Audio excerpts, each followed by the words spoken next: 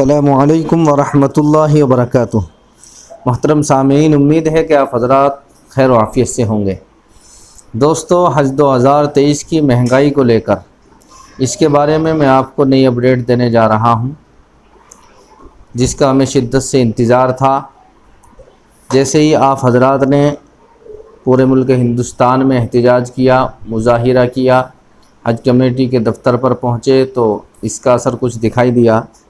اور حج کی جو منتری ہے، حج منتری اسمرتی ایرانی، ان سے جو ہے میڈیا والوں نے سوال کیا حج کی مہنگائی کو لے کر اور امبارکیشن پوائنٹ میں جو اتنا خرچ کا فرق ہے اس کے بارے میں سوال کیا گیا، تو انہوں نے کیا جواب دیا، اور اس سال کتنے لوگ حاجیوں کی خدمت میں جائیں گے اور کیا کیا خدمت کریں گے، اور بہت ساری جانکاری۔ اور اس کے بعد آپ حضرات کے جو سوالات ہیں انشاءاللہ اس کا بھی جواب دینے کی کوشش کروں گا۔ تو آئیے خبر شروع کرتے ہیں، تفصیل سے سنیں۔ آج جو ہے دہلی کے اندر لودھی روڈ پر، وہاں پر جو ہے حج کا تربیتی کیمپ لگایا گیا، تو وہاں جو حج کی وزیر ہیں، اقلیتی امور وزیر اسمرتی ایرانی، تو وہاں وہ بھی آئی ہوئی تھی۔ تو انہوں نے جو ہے پہلے اپنے سروس کے بارے میں بتایا کہ ہم جو ہے حاجیوں کو کیا کیا سہولتیں دینے والے ہیں اس سال۔ تو انہوں نے جو ہے کہا، اس حج وزیر اسمرتی ایرانی نے کہا کہ رواں سال حج بیت اللہ کے لیے بھارت سے 1,75,000 عازمین حج پر روانہ ہوں گے، جس میں سے 1,40,000 عازمین حج کمیٹی آف انڈیا کے ذریعے سفر حج پر روانہ ہوں گے۔ ان عازمین کو سفر حج کے درمیان کسی قسم کی کوئی دشواری، کوئی تکلیف نہ ہو، اس لیے ملک کے مختلف حصوں سے 173 طبی عملہ، یعنی ڈاکٹر لوگ جو ہے آپ حضرات کی خدمت کے لیے جائیں گے 173، اور 129 جو ہے ایڈمنسٹر کا عملہ جائے گا۔ اسی طرح سے 450 لوگوں پر مشتمل ایک وفد بھارت سے روانہ ہوگا، اور ان 450 کی وفد میں رواں برس 129 خواتین بھی شامل تھیں، یعنی 129 عورتیں بھی جائیں گی جو آپ کی خدمت جو ہے انجام دیں گی۔ وہ کہاں کس لائن کی سے جو ہے خدمت انجام دے گی، ڈاکٹری کے حساب سے یا کیا، وہ تو وہی جانے، بہرحال یہ انہوں نے ذکر کیا۔ تو اس کے بعد میں میڈیا والوں نے ان سے جو ہے سوال پوچھا امبارکیشن پوائنٹ کے بارے میں، جو مین ہمارا مدعا ہے، سب حاجی جس کو لے کر پریشان ہیں۔ تو میڈیا والوں نے ان سے پوچھا کہ امبارکیشن پوائنٹ میں حج کے خرچ کے مختلف پیمانے ہونے پر سوال کیا، تو اسمرتی ایرانی نے کہا کہ ملک میں امبارکیشن پوائنٹ کتنے ہوں اور کہاں ہو، اس کا انتخاب ریاستی حکومتوں اور حاجیوں نے کیا ہے۔ اس کے بعد شہری ہوا بازی کی وزارت نے ٹینڈر نکالا، جس میں ایئر لائنز کمپنیوں کے ذریعے بولی لگی، اس کے بعد ہی ان کا انتخاب عمل میں آیا۔ حالانکہ عازمین نے خود درخواست لکھ کر بھیجی ہے کہ وہ کہاں سے جانا چاہتے ہیں۔ یہ تو فارم میں لکھا ہی جاتا ہے کہ آپ جو ہے کون سے ایئرپورٹ سے جانا چاہتے ہیں۔ اس حساب سے ایئر لائنز کمپنیوں نے اپنے اخراجات طے کیے۔ حالانکہ جب ان سے گو ایئر لائن سے متعلق سوال کیا گیا تو انہوں نے یہ کہہ کر بات ختم کر دی کہ یہ معاملہ شہری ہوا بازی کی وزارت کا معاملہ ہے، اس میں وہ فی الحال کچھ بھی نہیں کہہ سکتے۔ تو دوستو آپ دیکھیے کہ کس طرح سے بات کو گول مول کر دیا گیا اور کہہ دیا گیا کہ یہ تو ایئر لائنز کمپنیوں نے خود جو ہے، جب ان کا کرایہ مہنگا ہے تو ہم اس میں کیا کر سکتے ہیں، اور عازمین حج نے یعنی حج میں جانے والوں نے خود ہی جو ہے ایئرپورٹ کو سلیکٹ کیا ہے۔ بہرحال ایئرپورٹ تو سلیکٹ کرنا ہی ہوگا، ٹرین سے تو وہاں جائیں گے نہیں حاجی، لیکن اس کا مطلب یہ نہیں ہے کہ حج کو اتنا مہنگا کر دیا جائے، اس کا کرایہ اتنا زیادہ کر دیا جائے، اور اتنا زیادہ فرق جو ہے ایئرپورٹوں میں آ رہا ہے، یہ 70,000 کا فرق آ رہا ہے، اور 50,000 کا، 60,000 کا، اس طرح سے فرق آ رہا ہے۔ تو بہرحال انہوں نے جو ہے اس کے اوپر زیادہ توجہ نہیں دی سوال کے اوپر، اور جیسے ہی ایئر لائنز کے بارے میں پوچھا گیا، گو ایئر لائنز کے بارے میں، تو انہوں نے جو ہے یہ معاملہ ہی ختم کر دیا کہ معاملہ شہری ہوا بازی کے وزارت کا معاملہ ہے۔ تو دوستو ان باتوں سے محسوس یہ ہو رہا ہے کہ حج کمیٹی آف انڈیا کسی بھی طرح سے حج کو سستا کرنے والی نہیں ہے۔ کچھ لوگ تیسری قسط جمع نہیں کر رہے ہیں تاکہ حج کمیٹی آف انڈیا کو کچھ محسوس ہو کہ لوگ جو ہے پیچھے ہٹ رہے ہیں، اور وہ جو ہے نیچے کو جھکے اور کچھ جو ہے رقم کم کر دے، حج کو سستا کر دے، لیکن ان کی باتوں سے ہمیں محسوس یہ ہو رہا ہے کہ حج جو ہے سستا ہونے والا نہیں ہے۔ بہرحال آپ حضرات جو ہے جو جانا چاہتے ہیں وہ جلدی سے قسط جمع کر دیں۔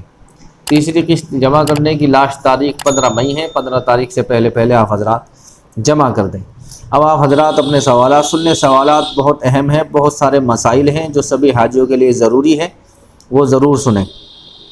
سب سے پہلے ہما پروین نے سوال پوچھا ہے کہ حاجی جی مجھے یہ پوچھنا ہے کہ اگر ہم لوگ پہلے مدینہ شریف جاتے ہیں تو وہاں پر ہم پوری نماز پڑھیں گے یا مسافر کے حساب سے مکمل نماز، مختصر نماز پڑھیں گے؟ پلیز خلاصہ کریں۔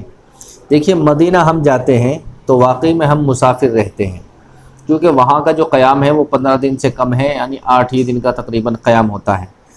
لیکن آپ یہ بات ذہن میں رکھیں کہ جب ہم امام کے پیچھے نماز پڑھتے ہیں، وہ یہاں بھی اگر ہم سفر میں ہوں یا وہاں کہیں بھی ہو، تو امام کے پیچھے اگر نماز پڑھی جائے گی تو پوری پڑھی جائے گی، قصر نماز بھی پوری پڑھی جائے گی۔ اگر اکیلے پڑھو گے تو نماز جو ہے پھر آپ کی قصر ہوگی۔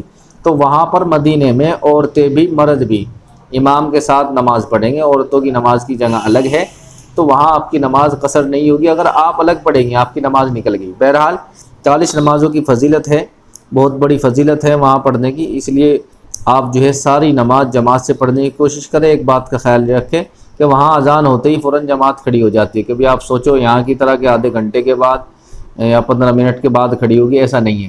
اس لیے آپ حضرات اذان سے پہلے وہاں پہنچنے کی کوشش کریں۔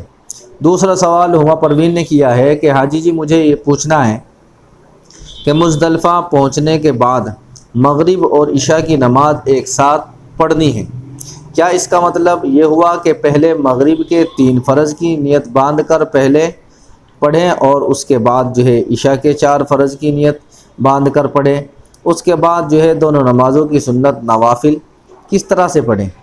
مہربانی کر کے ترتیب سے بتائیں۔ بہن دیکھیے اس کے بارے میں یہ ہے، جیسے ہی آپ جائیں گی تو پہلے مغرب کی نماز پڑھے گی اور مغرب کی جو سنتیں ہیں نفلیں ہیں وہ پڑھے گی، اس کے بعد آپ جو ہے عشاء کی نماز پڑھے گی۔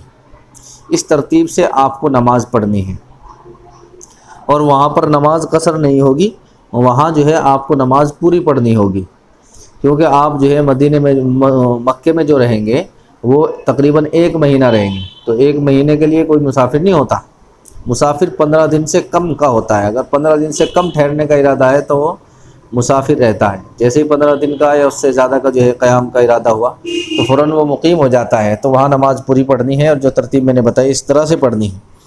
بہرحال اسی طریقے سے ایک بھائی نے پوچھا ہے کہ بھائی میرے ساتھ ایک پرابلم ہو گئی ہے، میں نے آخری قسط جو ہے 2 بار جمع کر دی ہے، اب میں کیا کروں؟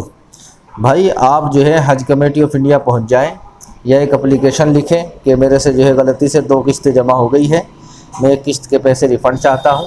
آپ جو ہے اپلیکیشن بھی لکھ سکتے ہیں، دوسرے حج کمیٹی کے جو فون نمبر ہیں حج کمیٹی کے ویب سائٹ سے لے لیں، ان کے اوپر بات کریں اور وہ آپ کو کسٹمر کیئر پوری بات آپ کو سمجھائیں گے کہ آپ کو کرنا کیا ہے۔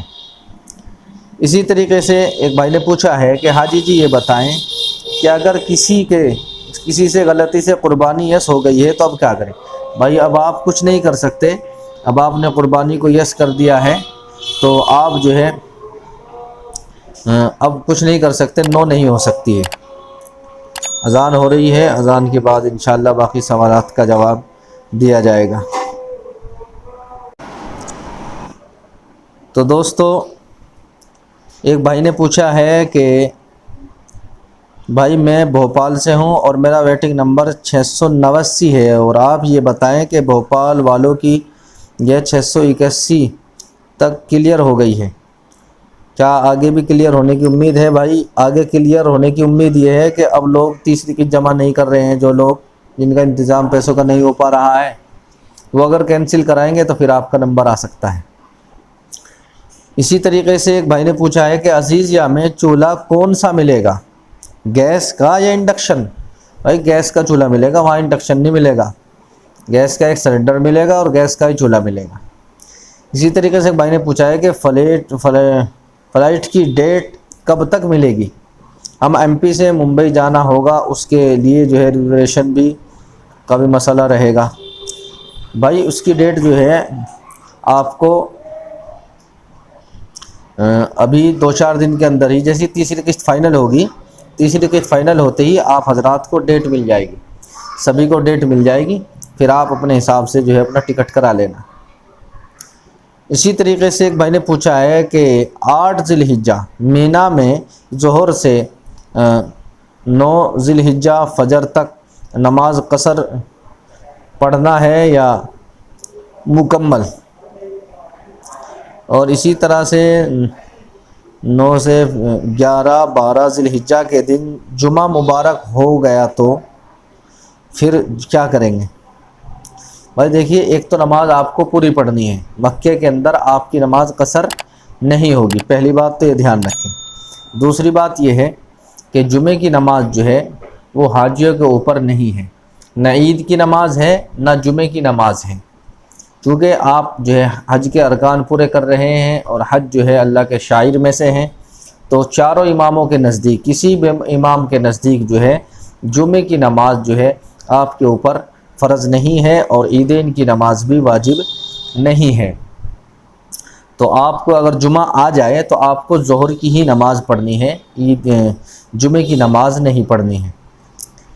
اسی طریقے سے ایک بھائی نے پوچھا ہے کہ کیا زندہ لوگوں کا طواف کر سکتے ہیں یا عمرہ کر سکتے ہیں؟ بھائی زندہ لوگوں کا جو ہے ہم طواف عمرہ جو بھی کریں گے ان کے نام کا نہیں کریں گے، بلکہ اپنا عمرہ کر کے، اور ہم اس کا ثواب زندوں کو بھی پہنچا سکتے ہیں، مردوں کو بھی پہنچا سکتے ہیں، اور مردوں کے نام کا، مرحومین کے نام کا ہم عمرہ کر سکتے ہیں، ان کے نام سے عمرہ کر سکتے ہیں۔ اسی طریقے سے ایک بھائی نے پوچھا ہے کہ ایک بات، وہ سعودی سے ویڈیو آ رہی ہے تمباکو وغیرہ، گٹکا وغیرہ، ہاں بھائی گٹکا وغیرہ تمباکو وغیرہ لے کر کے نہ جائیں۔ اسی طریقے سے ایک بھائی نے پوچھا ہے کہ حج کمیٹی سے کینسل کرنا چاہتے ہیں کیسے ہوگا، اور ہم جو ہے پرائیویٹ ٹور سے جانا چاہتے ہیں۔ بھائی آپ اپلیکیشن لگا دیں حج کمیٹی آف انڈیا کو اور ممبئی پہنچا دیں، آپ کی درخواست جو ہے کینسل ہو جائے گی، اس کے بعد آپ جانا چاہیں، جیسے بھی کرنا چاہیں کر سکتے ہیں۔ اسی طریقے سے ایک بھائی نے پوچھا ہے کہ عزیز جا میں کھانا بنانے کے لیے انڈکشن لے جا سکتے ہیں؟ نہیں بھائی، انڈکشن نہیں لے جا سکتے۔ اسی طریقے سے ایک بھائی نے کہا ہے کہ ایئرپورٹ کیوں، سیدھا گھر سے جا سکتے ہیں کیا؟ بھائی یہ حج کمیٹی آف انڈیا ہر سال کہتی ہے کہ بھائی 2 دن پہلے حج ہاؤس میں آ جاؤ، یہاں تربیت پاؤ، اس کے بعد ہم یہیں سے آپ کو ایئرپورٹ لے جائیں گے، لیکن اس بات کو لوگ مانتے نہیں، سیدھا یہاں سے ایئرپورٹ ہی جاتے ہیں، تو آپ حضرات سیدھے ایئرپورٹ جا سکتے ہیں۔ تو دوستو یہ تھے آپ حضرات کے سوال، اگر آپ کے من میں کوئی بھی اور سوال ہے، آپ کچھ اور پوچھنا چاہتے ہیں تو آپ بے دھڑک ہو کر پوچھ سکتے ہیں۔ تو ویڈیو اچھی لگی ہے ویڈیو کو لائک کر دیں، شیئر کر دیں، اور چینل پر نئے ہیں تو سبسکرائب کر لیں تاکہ آنے والی ویڈیو کا نوٹیفیکیشن آپ کو ملتا رہے۔ آئیے چلتے ہیں، پھر ملاقات ہوگی اگلی ویڈیو میں۔ السلام علیکم ورحمۃ اللہ وبرکاتہ۔